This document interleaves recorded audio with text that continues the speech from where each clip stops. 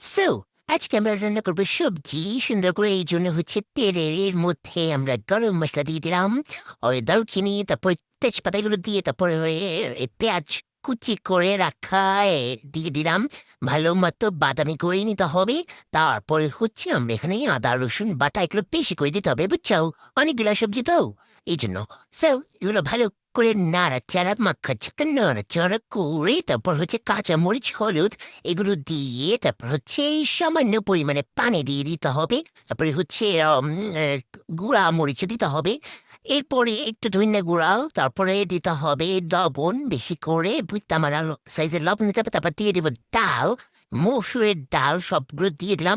তারপরে চলে এলো আমাদের সবজি, আলু, পেঁয়াজকলি, শিম, তারপর হচ্ছে শালগম এগুলো দিয়ে সবকিছু একদম মাখা ঝাঁকা করে নাড়াচাড়া করে মিশিয়ে দিতে হবে। সেও আমার আম্মুর সুপার পাওয়ার দেখবা, ও না পরে তা বুঝছো?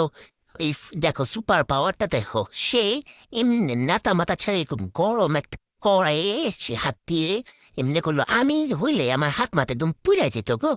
জায়গা সেও আমরা হচ্ছে এই পানি দিয়ে দিচ্ছি। আল্লাহ আটতেছে না কড়াইয়ের মধ্যে, কড়াই আর বড় তো আজা পাচ্ছিল। লাস্টে দিয়েছিলাম ক্যাপসিকাম। ইয়াল্লা যিশু তো গ্রান টান